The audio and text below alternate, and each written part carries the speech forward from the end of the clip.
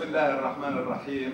أولا أعبر عن سعادتي حقيقة بهذا اللقاء الجميل الذي تحتضنه جمعية من الجمعيات العريقة في الوطن، والتي اعتدت أن أتعاون معها منذ سنوات طويلة. وهذا الموضوع في الحقيقة كان موضوعا جريئا، الموضوع الذي تناولته هذه الجمعية وإخوتي وأحبائي الأستاذ الدكتور شريف كناعني وصحبه والأخت العمل وجميع الذين هم وراء هذا المؤتمر، كانوا في منتهى الجرأة، لأن هذه الموضوعات يمكن أصبحت من المحرمات الحديث فيها، لأن الإنسان عندما يعيش ضعيفا ولو ضعيفا من الناحية العسكرية في ظل قوة أكبر وقوة عاتية، يتردد في أن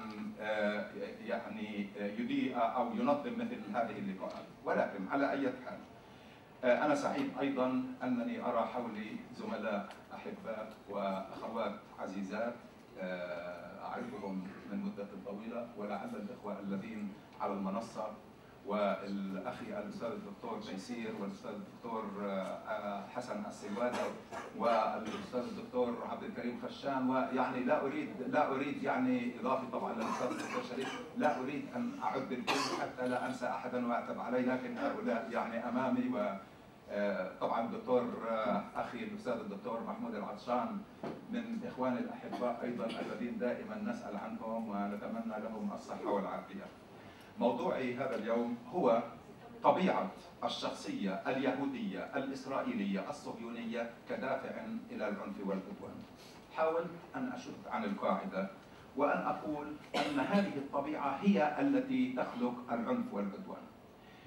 والسبب في ذلك أنني بدأت بمقدمة فكرية أعتقد حسب خبرتي أنها صحيحة، وهي أن الشخصية بعد أن تتكون وتتكامل بمضامينها الفكرية والدينية والاجتماعية والنفسية إلى آخره، تأخذ فترة من الثبات وتستمر عليها. وإذا كانت هذه الشخصية قد بنيت بناء فكريا قويا، فإنها قد تستمر وقد تعلم الأجيال اللاحقة لها سمات هذه الشخصية التي امتازت بها. ولذلك تجد أن الشخصية نستطيع أن نصفها بعد مجموعة قرون أو نصفها في فترة معينة.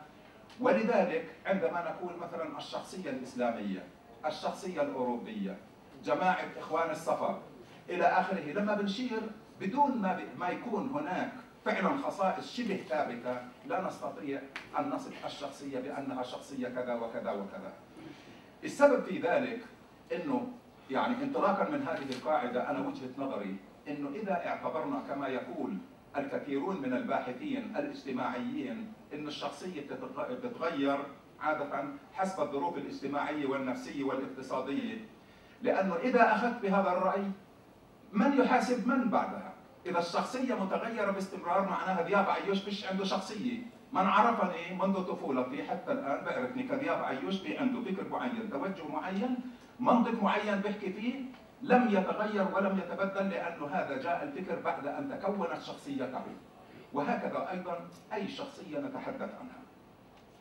وفي هذا الموضوع سنتحدث إذن عن حقيقة الشخصية الإسرائيلية، سنصف هذه الحقيقة كيف تكونت، وسنقول ما الذي كونها، ما هي الركائز الأساسية أو المقومات الأساسية التي استندت إليها منذ البداية واستمرت معها عبر هذه القرون الطويلة. ولذلك عندما قلت اليهودية الإسرائيلية الصهيونية، أنا في الحقيقة هذا الترتيب المنطقي أنا مؤمن به، لأنه أنا بدي أبدأ باليهودية باعتبار أن اليهودية دين سماوي نحترمه ونجله ونعترف به، ونحن المسلمون نعتبر أن الديانة اليهودية الإيمان بها كديانة كما خبرنا عنها القرآن الكريم هي جزء من إيماننا، وهكذا أيضا المسيحية. ولذلك نحن نعترف بالرسل ونعترف بالديانات السماوية كما أبلغنا عنها القرآن الكريم. ولكن نحن لسنا معنيين بأن ندافع عن أي ديانة إذا ما تعرضت للتحريف أو أضيف إليها إضافات مكتوبة أو إضافات شفوية. عندئذ نقول حدودنا هي ما التزمنا به من خلال ما علمنا إياه القرآن الكريم. أنا كمسلم بقول هيك يعني. فمشان هيك التدرج من يهودية، لأن الشخصية هاي أولا تغذت على اليهودية من خلال التوراة، من خلال تعاليم موسى عليه السلام، ثم بعدها طبعا تعرضت ربما لبعض الإضافات كما يقول ليس فقط المسلمون، لا كما يقول المؤرخون وكما تقول الحقائق، أنه فيما بعد القرن السابع جاء حاخاميون وأضافوا ما سمي بالتلمود، اللي هو هذا زي التوراة شفوية أو تعاليم شفوية. ولذلك أنا كإنسان مؤمن بالديانات وأحترم الديانات وأحترم الرسل، عندما عدت إلى قراءة ما اطلعت عليه من الشخصية التي برزت في التلمود أكثر منها في التوراة، عجبت كل العجب. وتساءلت في أحد فقرات بحثي هنا، هل يعقل أن الرب الذي خلق الجميع، خلق المسلم والمسيحي واليهودي والبوذي، يتحول إلى رب قاتل ويشجع على القتل؟ الرب واحد، كيف الرب يكون متقلبا ومتلونا؟ فنجده يقول لليهودي مثلا الصهيوني اقتل إذا دخلت بلد على أحد، وفي المسيحية نرى أن المسيحية ملائكة، ونرى أن الإسلام أيضا يكره العنف ولا يحض عليه ولا يدعون إلى القتال إلا إذا كان هذا القتال دفاعا عن العقيدة أو دفاعا عن الوطن أو دفاعا في وجه غزاة. هذا الذي تعلمناه. وفي هذا السياق عندما أردت أن أتعرف على حقيقة الشخصية الإسرائيلية، وجدت أن أمامي مدخلان، أو وجدت مدخلين أمامي. المدخل الأول يرى أن الشخصية اليهودية الإسرائيلية امتداد للجنس اليهودي الذي حدثتنا عنه الكتب السماوية، وأن هذا الجنس بقي كما هو. وحسب هذه الرؤية السمة الأساسية للشخصية اليهودية تكمن في التناقض بين الشعور بالاستعلاء والشعور بالدونية. طول الوقت وأنا أقرأ أشعر أن اليهودي تارة يشعر بالدونية ويقول أنني محاصر، وأن الآخرين يكرهونني إلى آخره، وتارة أجده يستعلي ولا يريد أن يرى أحدا، وكل من هو غير ذلك يعتبر جويم أو يعتبر من صنف الحيوانات، أو على الأقل ليس من مستوى البشر، أو من الذين خلقوا ليكونوا عبيدا له، عبيدا للصهاينة. هذا المدخل الأول. المدخل الثاني يذهب إلى أن الإسرائيليين، اليهود الإسرائيليين، ليسوا بحال من الأحوال امتدادا للجنس اليهودي القديم. وطبعا الذين يقولون بهذا المدخل يقولون أن اليهود، يعني إحنا الآن من الصعب جدا أن تجد أين نسل الأسباط، من الصعب جدا تتبعهم، ولا يستطيع أي يهودي في العالم أن يثبت من هو من الأسباط ومن هو من غيرهم. إضافة إلى ذلك أنا قرأت كتاب بعنوان الخزرج، كتبه باحث يهودي باللغة الإنجليزية، يقول مقولة إنه إحنا ورثة الدولة القديمة، هذه مقولة لا صحة لها، لأنه إحنا دخلنا في أوروبا، اليهود توزعوا في كل أنحاء العالم، لما توزعوا الظروف السياسية والاقتصادية وربما الباطنية أيضا دعتهم إلى الزواج من الآخرين ذكورا وإناثا. ولذلك يعني مثلا في ألمانيا في عندنا معلومات دقيقة أنهم تزاوجوا مع الألمان المسيحيين ولم يبقوا على نقائهم العرقي. وطبعا الأبحاث التي عملت على مستوى دولي لتفحص ما إذا كان اليهود يمتازون بأنهم من عرق معين أو لهم دم يختلف عن دم الآخرين، كلها فشلت إطلاقا. مش أنا اللي بقول، العلماء المختصون. ولذلك إذا أنا بدي أتابع هذين المدخلين، أنا بقول إنه المدخل الأول ليس صحيحا إنه هم استمروا، إلا هذا إذا كان الاستمرار بيولوجي، لكن إذا الاستمرار فكري ثقافي ناتج عن أنه في يوم من الأيام تكون ما يسمى بالثقافة الفرعية سب كلتشر عند اليهود، ثم ورثوا هذه الثقافة الفرعية من جيل إلى جيل رغم تشتتهم، أقول فعلا ربما يكون هناك استمرارية من هذا الجانب.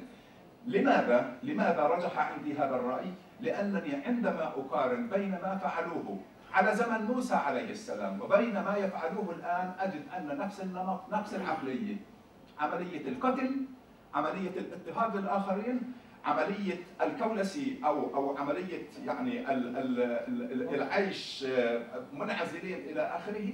كل هذه الأمور أنا أراها، رأيتها في الماضي وأراها في الوقت الحالي.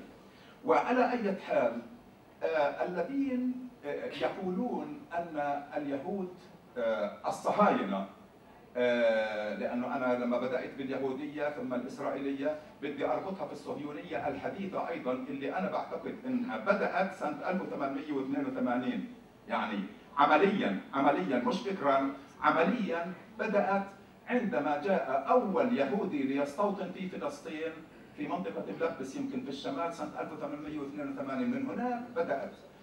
ولذلك اليهود الذين في فلسطين ليسوا اليهود الذين عاش آباؤهم وأجدادهم بين العرب، وإنما هم الذين جاءوا في هجرات إلى هذا البلد بناء على دعوات توراتية واضحة أنها أرض الميعاد وأن الرب وهب هذه الأرض لهم.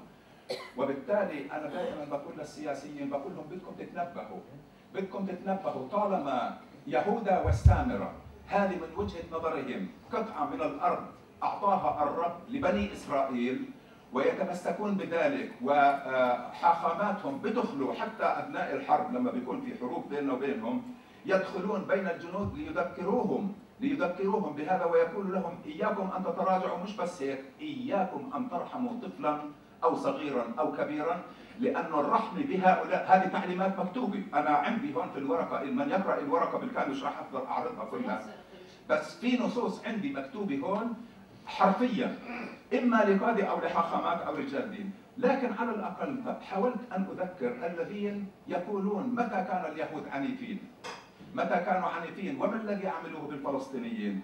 أنا هون استعرضت المذابح المعروفة تاريخيا والموثقة، وجدت انه في هناك 11 مذبحة غير المذابح الخارجية قانا واللي فعلوها بشكل مباشر او غير مباشر في تل الزعتر وفي صبرا وشتيلا. لكن في عندنا مذبحة بيت الشيخ سنة 47، مذبحة دير ياسين، مذبحة قرية ابو الشوشي، مذبحة الطنطورة، مذبحة قبية، مذبحة كفر قاسم، مذبحة خان يونس، كلها مؤرخة. مذبحة المسجد الأقصى، مذبحة الحرم الإبراهيمي في 94، مذبحة مخيم جنين، ثم محرقة غزة. كل واحد في العالم كان ينظر إلى الحرب في غزة ويرى هذا اللهب الذي يرتفع إلى السماء ويرى هذه القنابل الفسفورية، أدرك أن هناك محرقة حقيقية للشعب الفلسطيني. وطبعا يمكن بعض العالم لم يتعاطف كثيرا مع الغزيين مشان يعني انتقاما من النظام السياسي اللي هناك، لكن احنا بنتحدث عن بشر وعن شعب. لما كان الفسفوري بنزل ما كانش بنتقي انه هذا مسلم او مسيحي، هذا حماس ولا فتح ولا جبهه ولا لا، كان يصب على كل الناس وتشردت العائلات وهدمت البيوت. هذه منتهى العنف اللي بيمثل الشخصية. هلا أنا مضطر إني يعني من الشواهد التلمودية على سبيل المثال لأدلل، أنا بدي أقول الشواهد لأني أنا شايف إني لازم أسرع كثير، بدي أدلل على الشواهد بس مشان أقول إنه كيف تكونت الشخصية الإسرائيلية، وكيف أصبحت عنيفة بهذا الشكل الذي رأيناه في الماضي والذي نراه الآن. في عندنا مقومات الشخصية الإسرائيلية، ما هي الركائز التي استندت إليها والتي كونت هذه الطبيعة التي استمرت عبر الزمن؟ هناك 3 مكونات أساسية تحدث عنها الباحثون وتحدث عنها الخبراء بالعقلية اليهودية الصهيونية. الركيزة الأولى أو المقومة الأولى لهذا الفكر هي التعصب الديني وما يرتبط به من ثقافة العنف، لأنه دائما وأبدا التعصب الديني بالمعنى السلبي، خليني أوضح، التعصب الديني لا يعني أنك تتمسك بدينك ولا تقبل أن تتخلى عنه، لا، التعصب الديني إنه إذا أنا اعتبرت حالي كمسلم إني أفضل من البشر وأنا يحق لي أن أقتل الآخرين من أجل أن أعيش أنا كمسلم. هذا تعصب. لكن كونك تتمسك بدينك مسلما أو مسيحيا أو يهوديا هذا ليس عيبا، هذا ليس عيبا. العيب هو أن توظف الدين لقتل الآخرين وليس أن تعيش الدين كفكر وكعبادة. فالتعصب الديني هون أنا أشرت له لأنه لا أعني به مجرد التدين باليهودية، لا، سأعطي أمثلة. اثنين، التعصب العنصري وما يرتبط به من دونية، الشعور بدونية الأغيار بين قوسين اللي هم الآخرين غير اليهود. الحقيقة كل النصوص التي اطلعت عليها، والله أنا رجعت لأقرأ التلمود من جديد ولأقرأ التوراة ولأطلع على هذه الثقافة التي يعني عمرها آلاف السنين، بس من أجل أن أكون علميا وموضوعيا في سردي، لأني أنا ما بدي أعمل يعني دعاية، لا، أنا بدي الفكر دائما هو المحرك. الفكر الديني له تأثير كبير جدا. فرجعت إلها حتى أفحص التعصب العنصري وما يرتبط به. كل النصوص التي اطلعت عليها تدل على أن في العقلية اليهودية الصهيونية احتكار للآخرين واستعلاء عليهم. في كل ما قرأت استعلاء عليهم، استندوا في هذا إلى نصوص في التوراة وفي التلمود أن الرب خلق اليهود ليكونوا شعبه المختار وليكونوا أقرب الناس إليه، ولذلك لأنهم أحباء الله من وجهة نظرهم كان يبيح لهم اذهبوا واقتلوا. دمروا مدينة أريحة بالكامل، حق الشجر والحجر، ودمروا مدينة عي اللي وصفها بكل جنب بيت إيل موجودة، ومدن كثيرة. هلا رايح استعرض أنا بعض الآيات اللي بتدل على ذلك. فهم هذه شخصيتهم، شخصية اعتقدوا فيها أن الرب أعطاهم الحق في قتل الآخرين. هذه نقطة مهمة جدا، أعطاهم الحق في قتل الآخرين. النقطة الثالثة أو الركيزة الثالثة هي إيمانهم بحتمية الصراع وبانتصارهم على الأغيار أو على الآخرين. هذول الثلاث نقاط بشكل عصب الشخصية، بشكل القاعدة أو البنية التحتية التي تنطلق منها الشخصية اليهودية الإسرائيلية الصهيونية. لما نتحدث عن التعصب الديني كركيزة أولى، انظروا ماذا تقول النصوص. إن اليهودي أحب إلى الله من الملائكة، فالذي يصفع اليهودي كمن يصفع العناية الإلهية سواء بسواء. اليهودي من جوهر الله كما الولد من جوهر أبيه، ولولا اليهود لارتفعت البركة من الأرض واحتجبت الشمس وانقطع المطر. يجب على اليهودي أن يلعن النصارى في كل يوم 3 مرات ويطلب من الله أن يبيدهم ويفني ملوكهم وحكامهم، وعلى الكهنة اليهود أن يصلوا 3 مرات بغضا للمسيح الناصر. يحق اغتصاب الطفلة غير اليهودية متى بلغت من العمر 3 سنوات. من يسفك دم شخص غير نقي غير يهودي بين قوسين عمله مقبول عند الرب كأنه يقدم قربانا له. هذه النصوص موجودة في تلمودية، موجودة، مش يعني أنا لا أفتري لأني أنا باحث وبحترم العلم والموضوعية. هذه النصوص وما شبهها هي التي جعلت طبيعة الشخصية الإسرائيلية بهذا الشكل. وعندما نعود إلى ثقافة العنف المرتبطة بالتعصب الديني والمنزرعة في طبيعة الشخصية، يبرز أمامنا سؤالان. السؤال الأول، هل يشكل العنف ظاهرة ملازمة للشخصية اليهودية الإسرائيلية الصهيونية ومتجذرة في طبيعتها، أم أنه حالة عارضة تظهر وتختفي وفق الظروف الاجتماعية والاقتصادية والسياسية؟ والسؤال الثاني، إلى أي حد تؤمن الشخصية اليهودية الإسرائيلية بالسلام كخيار استراتيجي؟ وهل هي قادرة على ممارسة السلام؟ أنا رجل سياسي، اشتغلت في السياسي كوكيل وزارة وما زلت، والآن عضو مجلس دولي بشتغل في السياسي. هم يتحدثون عن السلام أكثر منا للحق، ولكن ما يقصدونه من السلام هو أن نقبل بكل ما يفرضوه، بكل لك كل واشرب ونام، بس لا تسأل ليش أنا بستوطن، ولا تسأل ليش أنا بسكر عليك الطرق والحواجز، ولا تسأل ليش أنا بمنعك إنك تكون حر، لك دولة مستقلة تسيطر على مياهك وعلى سمائك وعلى أرضك وعلى معابرك. إذا هل هذا هو السلام الذي نريد والذي يقولون عنه؟ طول عمرهم منذ إنشاء دولة إسرائيل على سبيل المثال، نتكلم عن الشخصية الصهيونية الحديثة، وهم يسمون وزير الدفاع، والعرب يسمون وزير الحربية، والغريب أن الذي يحاربهم والذي يدافع العرب. شغله عجيبه. هم يحسنوا المصطلحات، ولذلك شوفوا هالارهاب هذا المتاصل في فكرهم، مع ذلك قلبوه وقالوا عنا اننا ارهابيون. وتصوروا انه حتى الغرب في بعض الاحيان يبتعد عن فهمنا، حتى يبتعد عن فهم الدين والعقليه الاسلاميه او العربيه الموضوعيه. لما كنا بنعمل المناهج اعترض الممولون على آية قرآنية: وأعدوا لهم ما استطعتم من قوة ومن رباط الخيل ترهبون به عدو الله وعدوكم. قالوا هذه إرهاب ممنوع. ولو عرفوا ماذا تعني هذه الآية الكريمة، ولو عرفوا تفسيرها الحقيقي، يمكن لشجعونا على وضعها. ربنا سبحانه وتعالى لما قال ترهبون به عدو الله وعدوكم، هو لم يقصد انه احنا بدنا نعد القوه مشان نروح نقتل الاخرين نرهبهم، لا. في الحقيقه المعنى الاسلامي هون الصحيح هو انه اذا اعددنا القوه يخشانا العدو فلا يعتدي علينا. اذا هو ارهاب من النوع المحبب وليس من النوع الكريه اللي فيه اعتداء على الاخرين. هذا ارهاب. كيف اللي عندنا بيعمل صورة حول بيته وبحط أسلاك وأحيانا بيقتني كلاب مفترسة. ليس الهدف من اقتنائه للكلاب المفترسة هذه القوية إنه هو بده يخليها تعتدي على من يأتي ويزوره. هي تحرس البيت، تحرس البيت. الوسيلة عندما تفهم بطريقة معكوسة في هناك مشكلة بيكون في الفهم. إحنا مشكلتنا أننا فهمنا بطريقة معكوسة.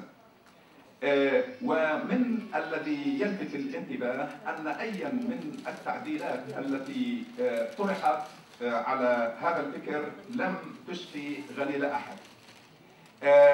شوفوا كيف مرة إحدى القصص على سبيل المثال اللي بتحكي عن عملية ختان أحد هذه في سفر التكوين، يروي لنا قصة مذبحة رهيبة ارتكبها ولد يعقوب شمعون ولاوي بحق شكيم ابن حمور الحوي رئيس بلدية شليم اللي هي سالم الكنعانية، عندما طلب الزواج من ابنة يعقوب المدعوة دينا التي ادعوا أنه ارتكب معها فاحشة. فتظاهر يعقوب وذويه بالموافقة على زواجها واشترطوا على شكيم وقومه الختان فاختتنوا جميعا.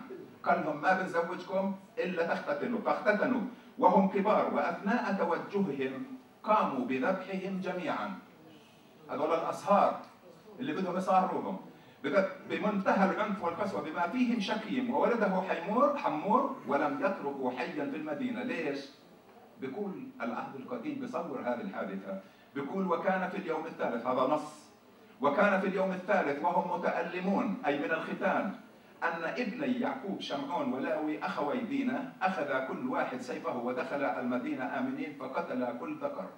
ثم دخل بنو يعقوب على القتلى وغنموا ما في المدينة بسبب تدنيس أختهم، وأخذوا غنمهم وبقرهم وحميرهم وكل ما في المدينة وما في الصحراء، وسبوا وغنموا جميع ثروتهم وكل أطفالهم ونسائهم ونسلهم وكل ما في البيوت. نعم أولاد يعقوب، وهذول أولاد يعقوب. التعصب العنصري حدث ولا حرج. بس بدي أقول أنا إحدى الآيات بتقول إذا ضرب الوثني يهوديا استحق الموت. طبعا كلمة وثني تعني من هو غير يهودي، لأنهم لا اعترفوا بعد ذلك، لا اعترفوا بالديانة المسيحية ولا اعترفوا بالمسيح عليه السلام. من ضرب إسرائيليا على فكه كأنه اعتدى على الحضرة الإلهية. مغالاة فظيعة. يعني هم ليسوا فقط ظل الله على الأرض، هم جزء من الله، وبالتالي يعني أي شيء اعتداء على الذات الإلهية يعني مش معقول. أما هم مسموح لهم، هم لأنهم يعني أبناء الرب.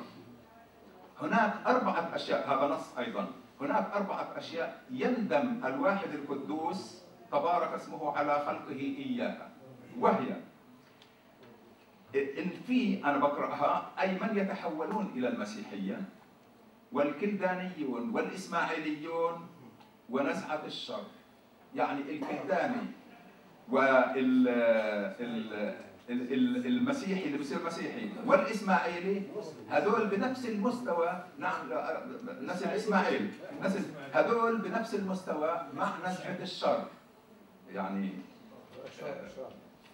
يعني الحديث طويل والوقت قصير، أنا قاعد بمشي بسرعة. حتمية الصراع الدكتور لله نساء شو بدي أقول؟ حتمية الصراع، هم يعتقدون أن الصراع مستمر، والحقيقة هم أبطال في هذا الموضوع. شوفوا بدي أقول لكم شغلة، أنا رجل علم اجتماع متخصص، وطبعا بحكي أمام أساتذة في علم الاجتماع أقدم مني وأعرق، الدكتور شريف كناني. في هناك نظريات في السوسيولوجي في علم الاجتماع، إحدى النظريات اللي هي أوت جروب كونفليكت ثيوري، نظرية الصراع الخارجي. أتقنوها تماما. إذا أنت بدك تنتصر على عدوك، حيد التناقضات الثانوية ووجه الصراع باتجاه الآخرين. هون أنت بتشد المجموعة كلها نحو الصراع الخارجي وبتتجنب الفتن الداخلية. العرب عملوا عكس ذلك، واليهود منذ 48 عاشوا هذه وما زالوا بيفتحوا كل ما جينا بدنا نعمل سلام توصلنا معهم لنقطة، ببطلوا بيبدأوا من نقطة الصفر وما بنشوف إلا طائراتهم طلعت وضربت في كل مكان. ولذلك هم طبعا يعني حتى لما انا استعرضت في القرآن الكريم مليء بالآيات الكريمة التي تتحدث عن أخلاقياتهم وعن نقضهم للعهود وعن حبهم للقتل والشر. لكن ايضا فتشت في الانجيل، انا قارئ للتوراة وللانجيل والقرآن جيدا، وجدت آية الانجيل بتقول وكانوا يضربون رأسه، أي المسيح يضرب اليهود، كانوا يضربون رأسه بقصبة ويبصقون عليه ويجثون على ركبهم ساجدين له، وبعدما هزئوا به نزعوا عنه الأرجوان وألبسوه ثيابه وخرجوا به ليصلبوه. هذه طبعا آية في الإنجيل موثقة عندي هون في المراجع.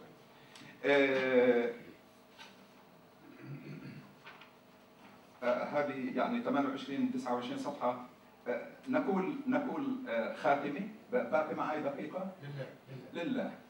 الخاتمة اللي بدي أقولها إنه حقيقة وبمنهج موضوعي أيها الإخوة والأخوات، هذه الطبيعة بكل أسف لم يؤثر عليها كل التغيرات الاجتماعية والاقتصادية. أينما ذهبت تجدهم يتصرفون نفس التصرف، وكأن هذه الطبيعة التي تكونت ونضجت على هذا الفهم يوم من الأيام استمرت عبر هذه الثقافة الفرعية، على الرغم من أنه كل أقوام الأرض لما بيعيشوا مع آخرين بيتأثروا بالثقافات التي يدخلوا فيها. هيك المنطق بيقول، يعني المسلم بيروح على أوروبا بتأقلم إلى حد ما، يعني بتأقلم إلى حد ما، المسيحي بيروح على أوروبا بتأقلم. هم بقوا يحافظوا على هذه الشخصية التي تفيض بكره الآخرين والعدوانية. وربنا سبحانه وتعالى يعني بس يوفق الأمة العربية حتى على الأقل تستطيع أن تحافظ على نفسها وعلى أرضها وعلى كرامتها وعلى هيبتها، لأنها إذا بقيت ممزقة ولا تدرك عقلية الآخر.